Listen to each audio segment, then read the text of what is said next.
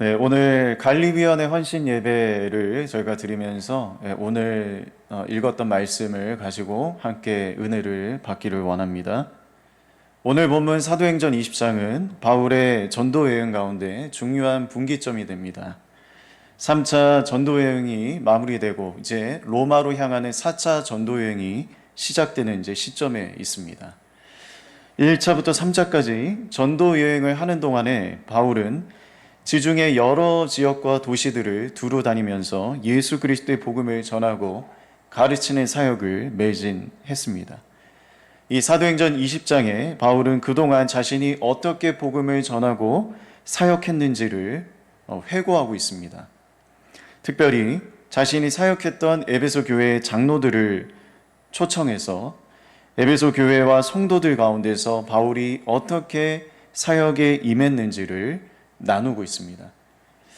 그리고 앞으로도 자신이 이 복음을 전하는 사명자로서 그 복음을 전하는 일에 자신의 생명을 조금 더 귀한 것으로 여기지 않겠다라고 그렇게 고백을 할 만큼 이 복음을 전하는 일에 헌신할 것을 고백하고 있습니다.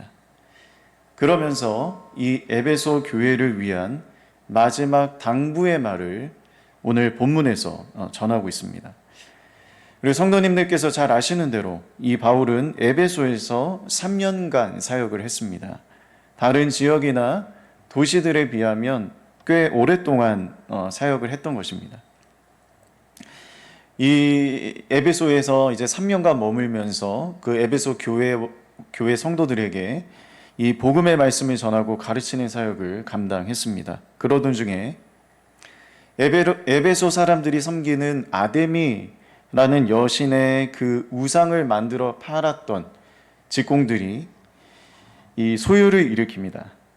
바울이 이 아데미가 참된 신이 아니라고 전했다라고 하면서 이 때문에 자신들이 섬기는 이 여신이 무시되고 자신들이 하는 그 영업도 어려워질 위기에 처했다라고 말하면서 소요를 일으키게 되죠. 바울은 에베소 사람들, 특별히 이 우상들을 만들어 팔았던 직공들에게 공공의 적이 되었습니다. 표적이 되었죠. 그래서 바울은 더 이상 에베소에서 머물면서 사역을 하기가 어려워졌습니다. 부득불 바울은 이 에베소를 떠나야만 했습니다. 에베소를 떠나고 마게도냐와 헬라 그리고 드로아라는 도시에 가서 이제 사역을 하고 있었죠. 그러던 중에 바울은 예루살렘에 가기로 결정을 하게 됩니다. 이 오순절이라는 절기에 맞춰서 예루살렘에 들어가려고 했는데 그 이유는 이 지중해 전 지역에 흩어져 있던 디아스포라 유대인들이 이 오순절 그리고 유월절 그다음에 초막절 이 유대인들이 지키는 3대 절기에 맞춰서 유대인들이 예루살렘에 와서 성전에서 예배를 드렸기 때문이었습니다. 그래서 바울은 이 예루살렘으로 오는 디아스포라 유대인들에게 복음을 전하기 위해서 예루살렘으로 가려고 했던 것 같습니다. 그러나 이 바울 자신이 사도행전 20장 23, 24절에서 고백하는 것처럼 예루살렘에서 안전하게 사역을 할 수 있는 그러한 상황과 환경이 아니었죠. 바울을 죽이기 위해서 먹지도 않고 마시지도 않겠다고 하는 그 유대인들이 그 예루살렘에 있었기 때문이었습니다. 그만큼 바울을 잡아서 죽이고 싶었던 사람들이 많았죠. 예루살렘에는 바울에게는 많은 환난과 핍박이 기다리고 있다는 것을 이미 그는 그 안에 계신 성령께서 이미 증언하여서 바울이 알고 있었습니다. 그런데도 바울은 어떻게 하죠? 예루살렘에 가고자 했습니다. 내가 어떻게든 복음을 전할 수 있다면, 전하기 위해서라면 자신의 생명조차 귀한 것으로 여기지 않겠다라는 그의 고백의 진실함이 나타나 있죠. 그래서 그는 실제로 예루살렘으로 들어갑니다. 그의 고백이 거짓되지 않았음을, 진실함을 보여주었죠. 그렇게 예루살렘으로 길을 떠나기 전 3차 전도 여행을 이제 마무리하고 로마로 향하는 4차 전도 여행을 시작하려는 시점, 그리고 이 예루살렘으로 들어가려는 그 시점에 바울에게 한 교회가 간절하게 생각이 났던 것 같아요. 바울이 3년 동안 머물면서 사역했던 바로 에베소 교회와 성도들이었습니다. 바울에게는 그동안 사역했던 모든 교회들이 그에게는 다 소중한 교회였고 귀한 교회였겠죠. 그러나 특별히 오랫동안 사역했던 에베소 교회가 특별히 생각이 났습니다. 그리고 에베소 교회는 어떤 교회였습니까? 지중해 이 아시아 지역에서 아시아 지역에 여러 교회들이 있었는데 특별히 이 에베소는 중요한 거점 도시였고, 그래서 이 거점 도시에 세워진 에베소 교회는 여러 그 아시아 지역 교회들 가운데 모교의 역할을 했던 교회였죠.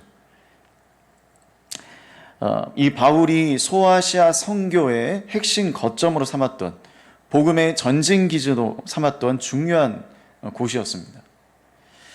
그래서 바울은 자신이 에베소 교회를 떠났지만 에베소 교회가 흔들리지 않고 굳게 서서 복음의 능력이 살아 역사하고 생명력이 역동하는 교회가 되기를 간절히 바라고 소망했습니다.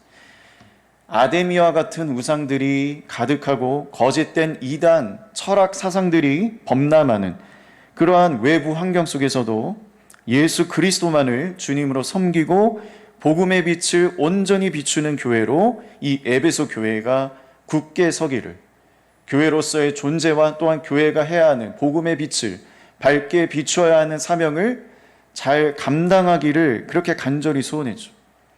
그래서 바울이 자신이 이제 예루살렘을 향하여 가면 더 이상 이 에베소 교회와 성도들을 만날 수 없고 방문할 수 없다라고 예상을 했습니다. 그래서 교회 장로들을 불러 모아서 자신이 이제 예루살렘으로 들어가기 전에 이 에베소 교회에서 자신이 어떻게 사역자로서 사역했는지, 앞으로 자신이 가야 할 길, 이 사명의 길이 무엇인지, 그리고 장로들에게 교회와 성도들을 어떻게 돌보고 보살펴야 하는지를 마지막으로 당부하고 있습니다.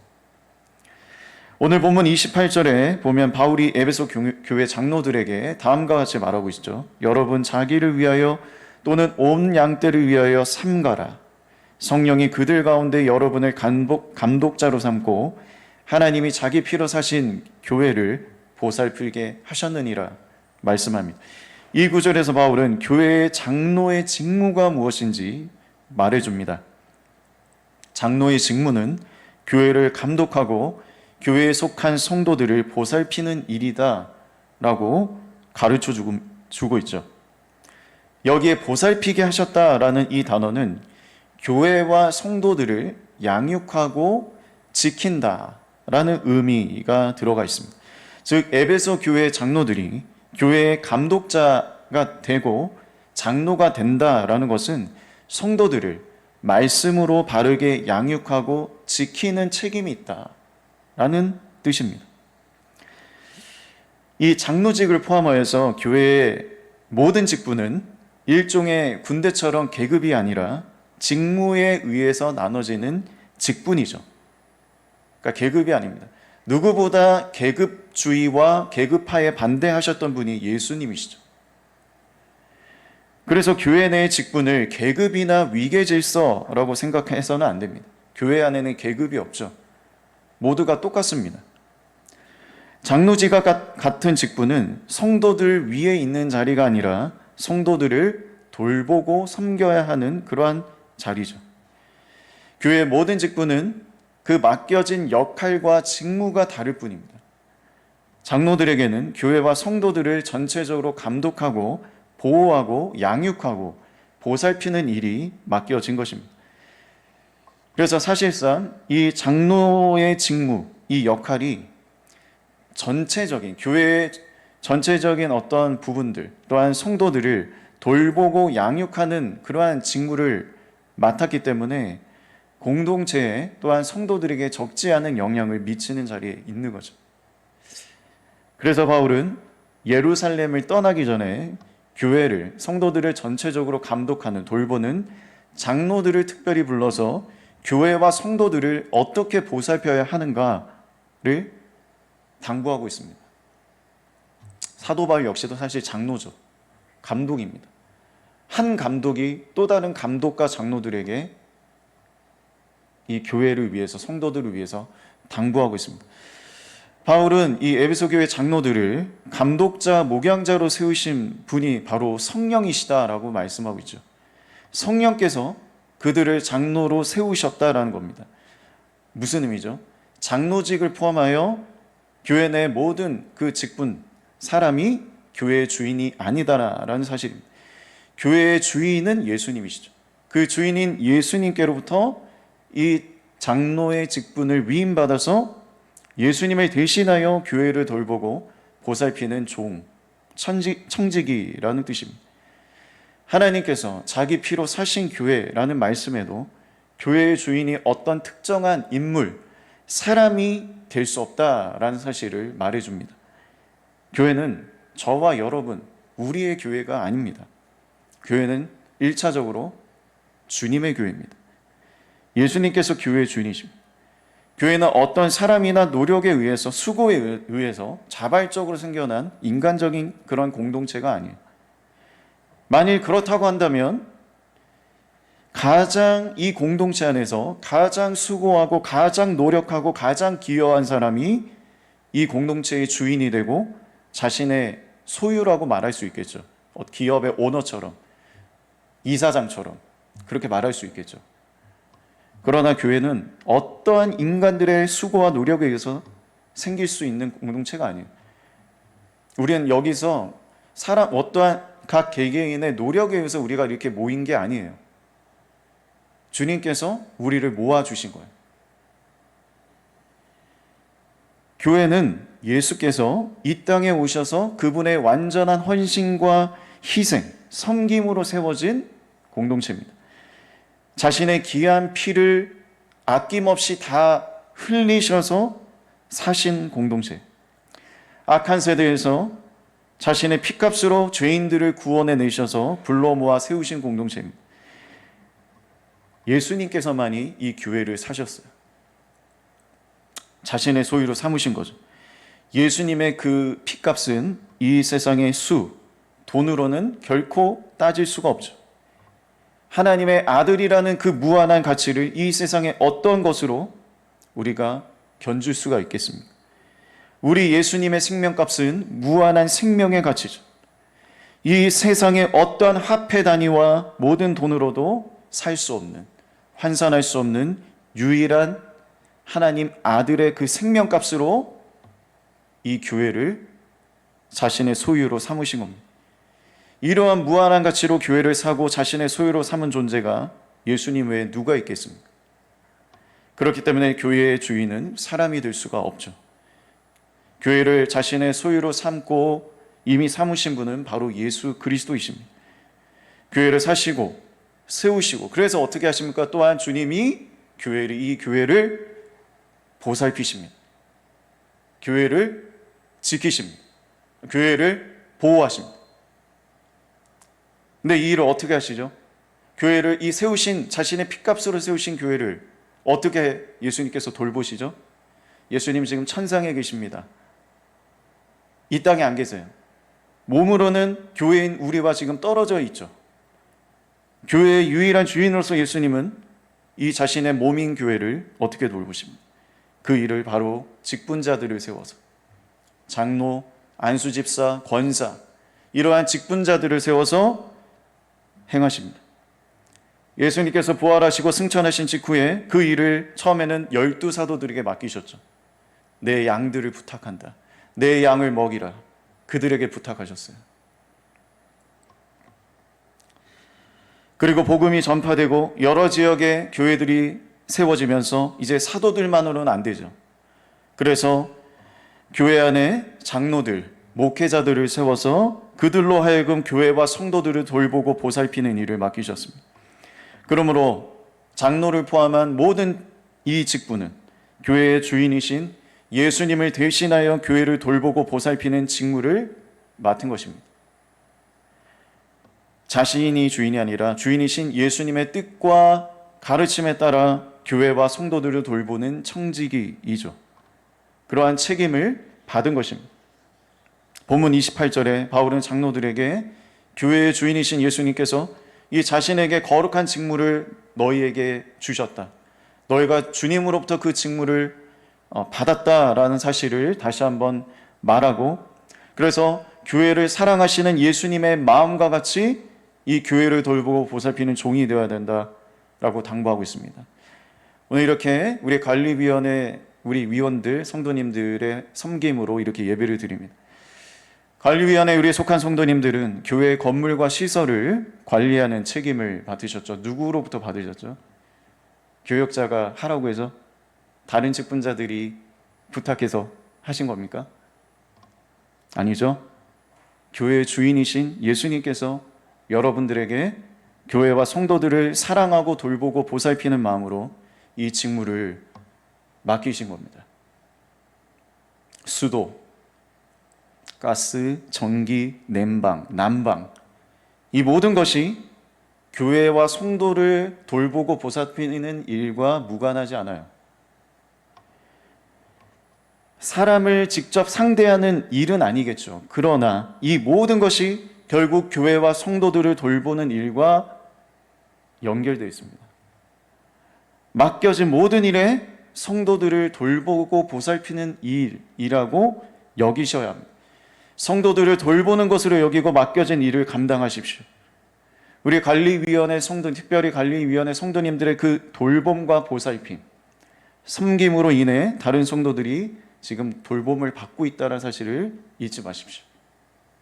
이렇게 잘 냉방이 되고 이러한 쾌적한 환경에서 우리 성도들이 예배할 수 있다는 것, 우리 관리위원회 여러분의 돌봄과 보살핌 덕분이라는 것입니다. 여름에는 냉방이 필요하고 겨울에는 난방이 필요해요. 그 모든 일이 성도들을 돌보고 보살피는 일임을 늘 기억하고 청지기로서 주님의 교회와 성도들을 돌보는 우리 특별히 관리위원회 성도님들 되시길 소망합니다. 오늘 본문에서 바울이 특별히 에베소 교회 장로들에게 교회를 돌보고 보살피는 이 직무, 책임을 다 해야 할 것을 당부하고 있죠. 그 이유가 본문 29, 30절에 나옵니다. 내가 떠난 후에 사나운 이리가 여러분에게 들어와서 그 양떼를 아끼지 아니하며 또한 여러분 중에서 제자들을 끌어 자기를 따르게 하려고 어그러진 말을 하는 사람들이 일어날 줄을 내가 아노라 라고 말하고 있습니다. 이 구절에 사나운 이리가 나오죠. 그 이리가 어떻게 합니까? 교회에 속한 양떼들을 아끼지 않는다. 즉 뭐죠? 해친다라는 얘기예요. 먹어치운다는 얘기예요. 주님의 양들을 먹어치우는 거예요. 아낌없이. 비유적으로 이 사나운 이리는 교회를 어지럽히고 무너뜨리려는 그런 무리들을 의미합니다. 교회 안에 가만히 들어와 미혹하여서 거짓된 이단, 교리로 꿰는 그러한 자들입니다. 오늘날로 보면 대표적으로 그런 이단들이죠. 신천지, 여호와의 증인, 하나님의 교회, 이러한 이단들이에요. 이 당시에도 교회를 혼란스럽게 하는 그러한 이단들이 활동하고 있었습니다. 바울은 자신이 에베소 교회를 떠난 이후에 이 이단에 속해 있는 자들이 교회에 들어와서 이 복음의 진리로부터 에베소 교회 이 성도들을 떠나도록 하게 할 것을 미리 지금 내다보고 있어요. 그래서 이단들로부터, 이런 이단들의 거짓된 교리로부터 교회와 성도들을 보호하는 역할을 누가 해야 한다고 지금 말하고 있죠? 장로들이 해야 한다고 말하고 있어요. 그런데 더 문제는 뭐냐면 그렇게 보호하고 성도들을 보호하고 지켜야 하는, 거짓된 교리로부터 지켜야 하는 그 장로들 자신들이 거짓된 교리에 미혹돼서 떠날 수 있다라고 경고하고 있습니다.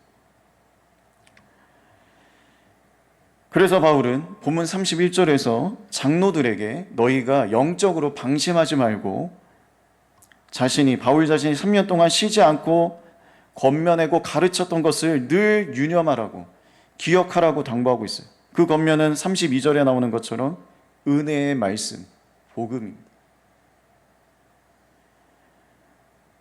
에베소 교회 장로들은 바울로부터 이 복음의 말씀을 들었고, 그래서 그 들었던 말씀을 늘 기억하고 그 복음의 말씀 앞에서 자신을 세워가도록 유념하라고 당부하고 있죠. 그리고 그 바울로부터 들었던 그 복음을 가지고 교회와 성도들을 거짓된 진리로부터 보호하고 지켜야 한다라고 당부하고 있습니다.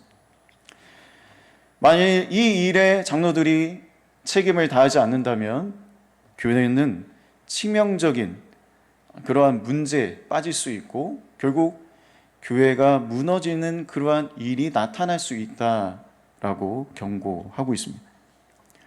그래서 교회를 성도들을 돌보고 보살피는 직무를 잘 감당하려면 장로들이 무엇보다 이 복음의 말씀을 굳게 붙들고 지켜야 한다라고 당부하고 있죠.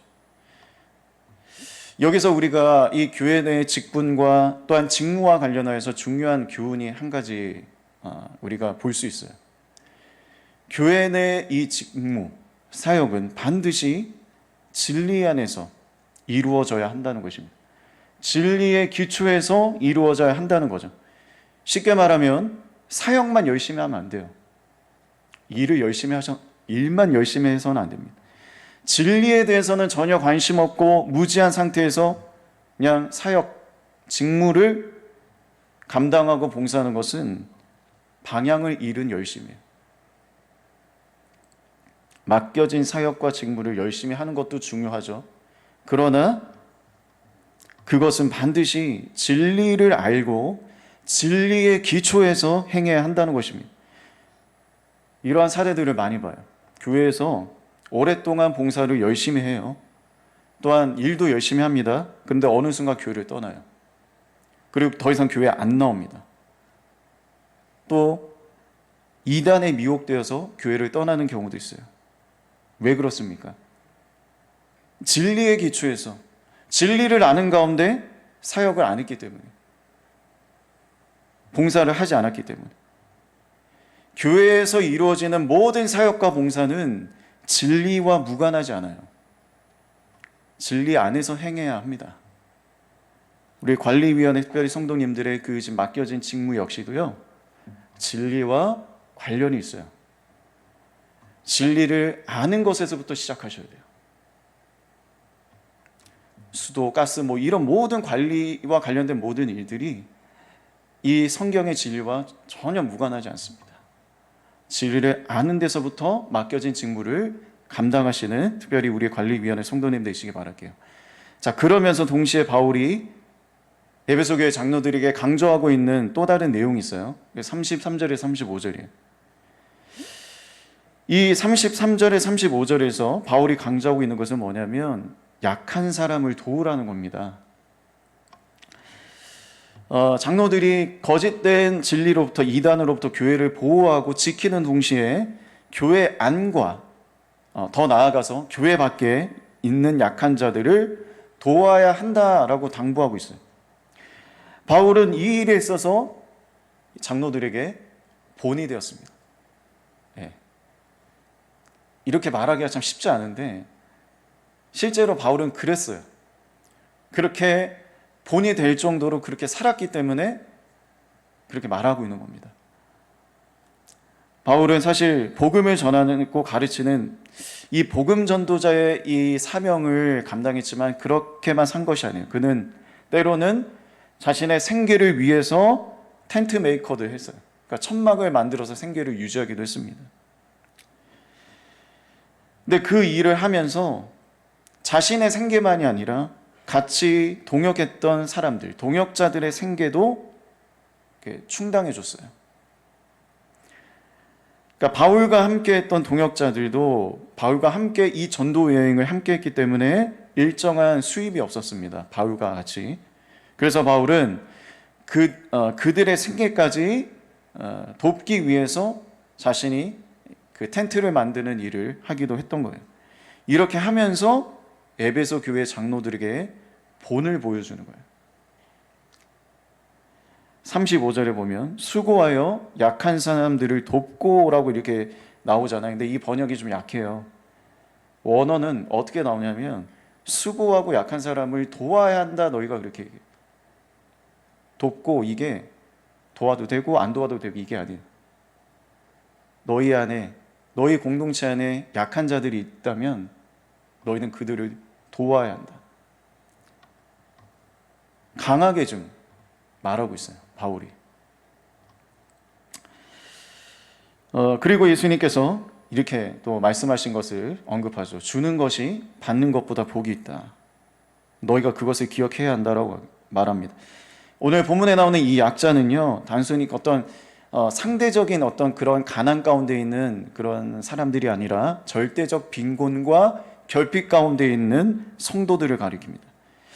그러한 성도들이 교회 안에 많았어요. 하루 한 끼를 제대로 먹지 못하는 그러한 가난한 성도들이 있었습니다. 그러한 성도들을 어떻게 해야 된다는 거죠? 교회 장로들이 그들을 보살펴야 된다는 얘기예요. 그런데 이 일에 있어서 누가 본이 되었다고요? 바울이 모범이 되었다. 예. 자신보다 더 어려운 사람들을 돕는 일을 했다는 얘기예요. 바울이 이렇게 강하게 지금 표현하는 것을 볼 때 에베소 교회가 상대적으로 이 약한 자에 대한 돌봄과 보살핌에 소홀했던 교회였던 것 같아요.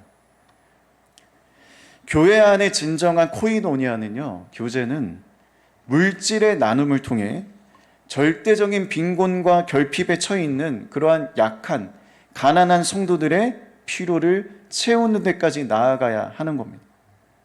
근데 그 일에 있어서 누가 모범이 되어야 된다는 거죠? 교회의 장로들이.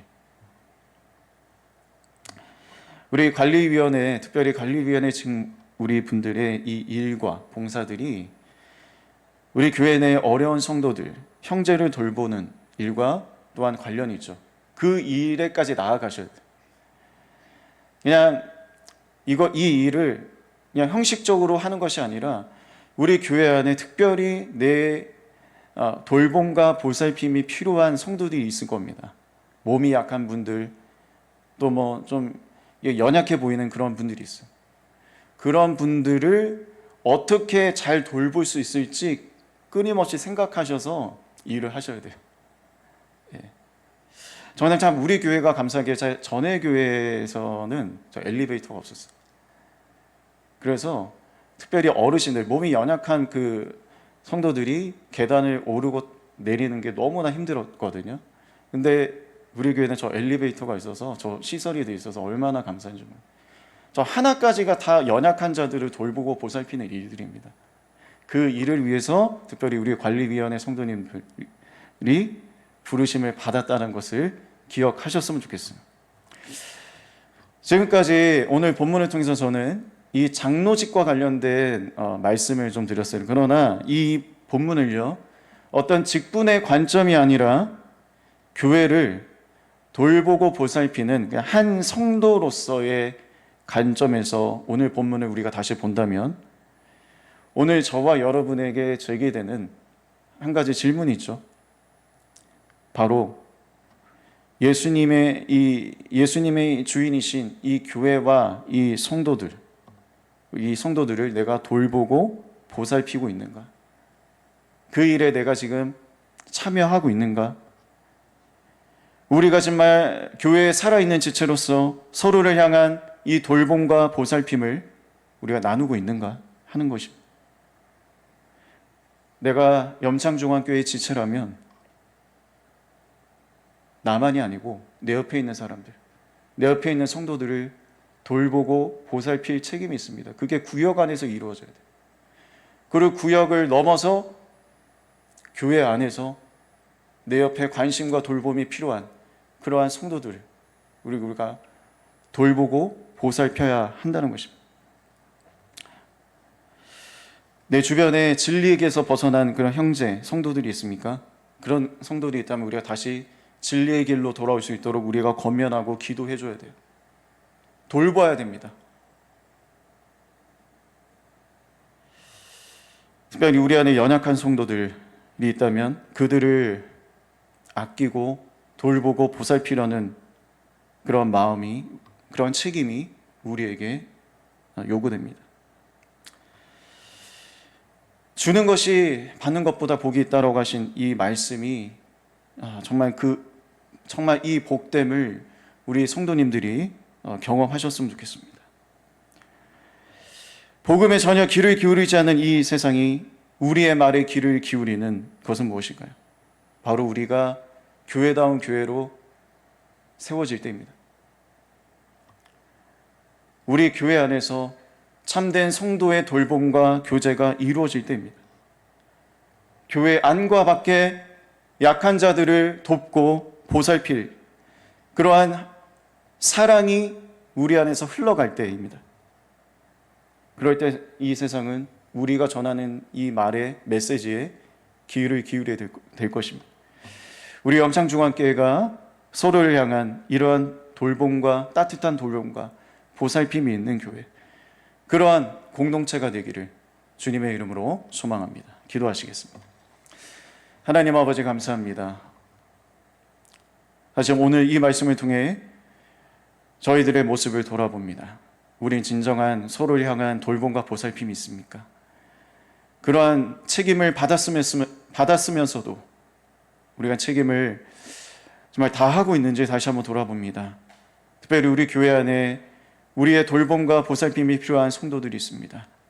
그 성도들을 우리가 어떻게 돌보고 있는지, 보살피고 있는지 다시 한번 돌아보고, 하나님, 우리 영창중앙교회가 상호간의 따뜻한 사랑의 돌봄과 보살핌이 있는 그러한 교회, 그러한 직분자들이 사역하는 교회가 될 수 있도록 인도하여 주시옵소서.